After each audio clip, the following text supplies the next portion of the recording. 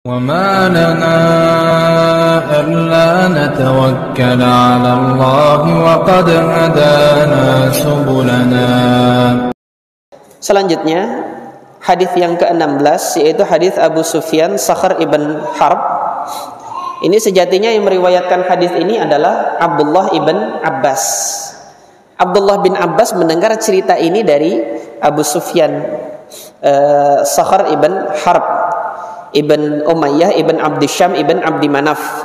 Jadi nasabnya itu ketemu sama Rasulullah SAW di kakeknya yaitu Abdu Manaf. Fi hadithihi at-tawil qala al-Imam an-Nawawi rahimahullah an Abi Sufyan Sakhar ibn Harb radhiyallahu anhu fi hadithihi at-tawil. Diriwayatkan dari Abu Sufyan Sakhar ibn Harb radhiyallahu anhu fi hadithihi at-tawil, di dalam hadis yang tawil, hadis yang panjang. Ini teman-teman sekalian nanti bisa dibuka di Sahih Al-Bukhari kisahnya ini di bab yang pertama.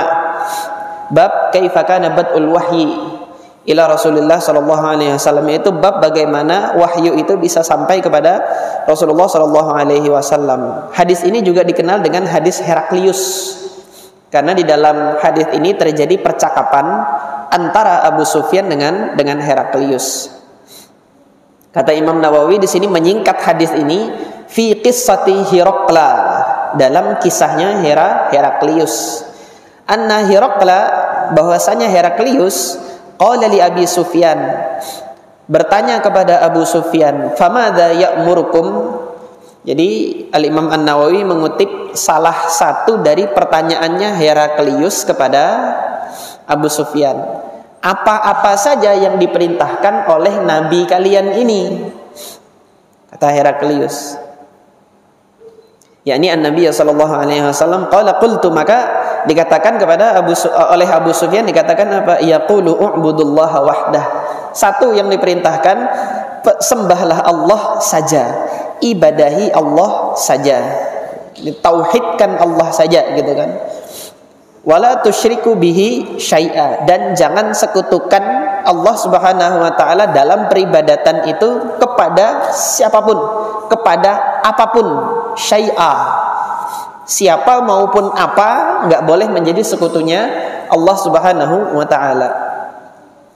Watruku ma yaqulu aba'ukum, tinggalkan apa yang telah diyakini oleh nenek moyang kalian, yang telah diajarkan oleh nenek moyang kalian, yaitu ajaran kesyirikan yang awalnya dulu diajarkan oleh seorang yang namanya Amr ibn Luhai. Setelah perintah ini, wa ya'muruna bis-shalah, Rasulullah sallallahu alaihi wasallam memerintahkan kita untuk mendirikan salat. Was-sidqi, Rasulullah sallallahu alaihi wasallam memerintahkan kita untuk jujur, tidak berdusta. Wal afafa, kemudian memelihara diri dari keterjerumusan ke dalam kemaksiatan, memelihara diri dari perkara-perkara yang tidak Allah Subhanahu wa taala senangi. Ini al-afaf. Kemudian menyuruh kami, juga memerintahkan kami untuk as-silah, memerintahkan kami untuk menyambung silaturahim. Muttafaqun alaih. Jadi dibawakannya penggalan hadis ini oleh Al-Imam An-Nawawi menunjukkan bahwasanya perintah silaturahim itu adalah perintah Rasulullah sallallahu alaihi wasallam. Disejajarkan dengan perintah-perintah ini semua. Kan ditanya apa saja yang diperintahkan oleh orang ini gitu. Jadi kok Heraklius bisa tahu sih? Heraklius bisa tahu akan adanya Nabi Muhammad itu dari dua cara, dari dua hal, dua sebab. Pertama mimpinya beliau, yang kedua suratnya Rasulullah sallallahu alaihi wasallam kepada Heraklius.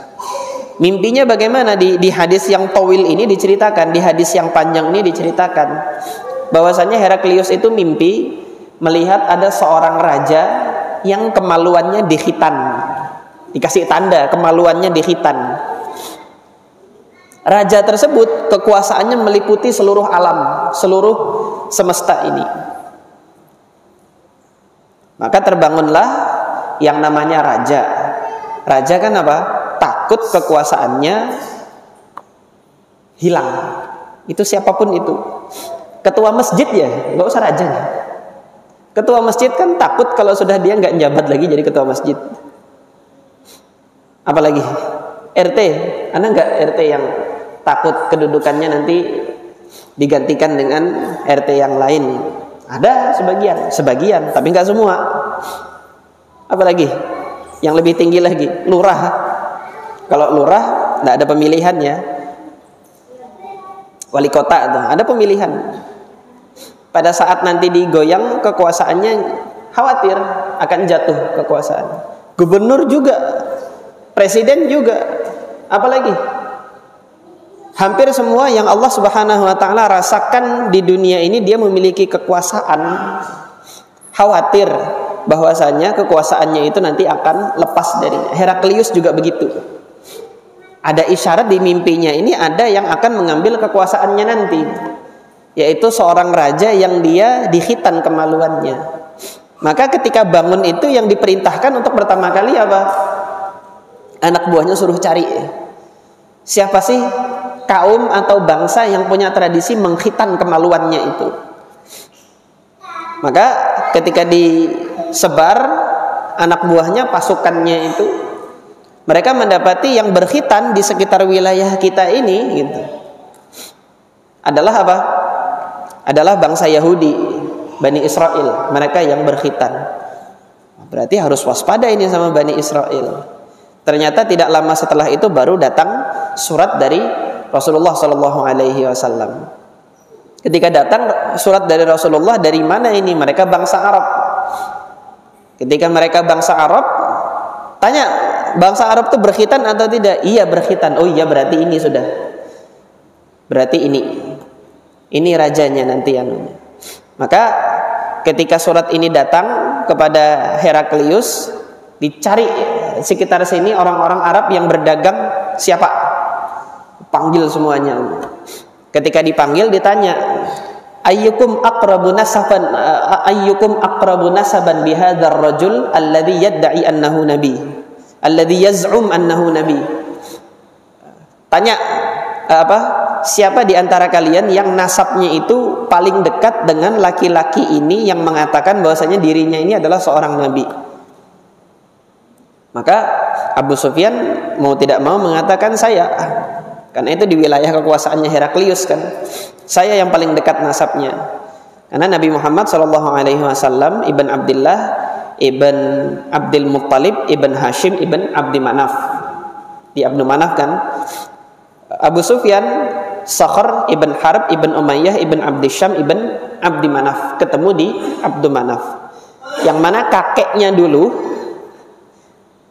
dari Abdu Manaf ini kan anaknya nanti ada 4 qabilah besar, yaitu qabilah Bani Hashim, qabilah Bani Muttalib, qabilah Bani Abdi Syam, dan qabilah Bani Naufal. 4 ini ya. Bani Hashim sama Bani Muttalib itu bersekutu, tahalafa, begini dia.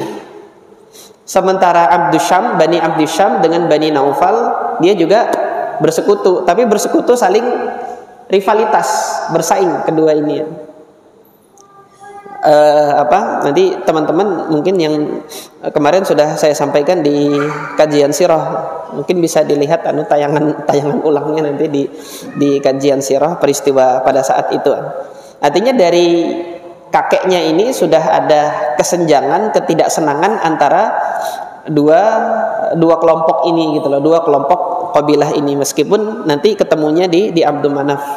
Nah, karena sama-sama anaknya Abdu Manaf, Abu Sufyan mengatakan, iya, aku yang paling dekat nasabnya dengan orang ini. Dan Abu Sufyan menceritakan, kok bisa surat ini sampai di sana? Dan Abu Sufyan pada saat itu belum masuk Islam. Abu Sufyan pada saat itu belum masuk Islam. Jadi pada periode perjanjian Hudaybiyah di tahun ke-6 Hijriah, terjadi perjanjian gencatan senjata, tidak saling menyerang antara kaum muslimin dengan kafir Quraisy. Pada saat yang aman itu barulah Abu Sufyan bisa dengan aman berdagang kembali ke Syam.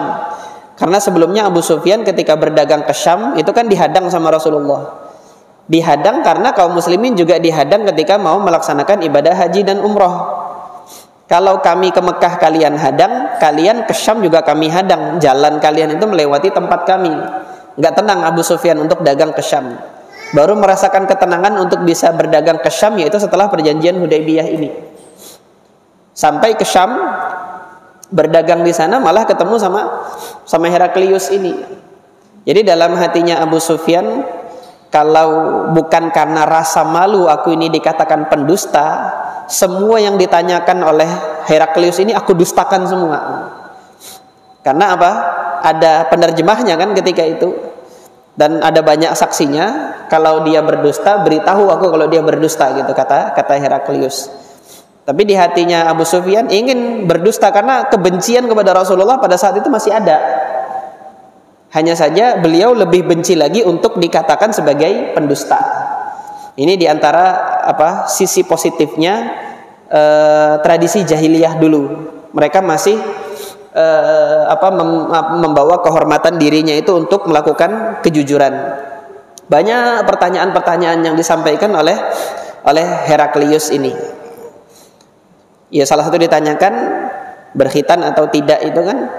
Kemudian yang ditanyakan setelah disuruh ini, pengikutnya itu dari kebanyakan dari orang-orang yang kaya atau orang-orang yang miskin. Nah, ini antum bisa lihat ini. Maka disampaikan yang banyak jadi pengikutnya adalah orang-orang miskin. Yang banyak jadi pengikutnya adalah orang-orang miskin. Kemudian ditanyakan lagi, pengikutnya ini apakah semakin bertambah atau semakin berkurang? Bahkan semakin bertambah. Kata siapa? Kata Abu Sufyan. Faktanya semakin bertambah. Ini antum akan lihat di sini kan. Dakwah sunnah, gimana pun difitnahnya, difitnah radikal, difitnah apalagi garis keras. Gitu.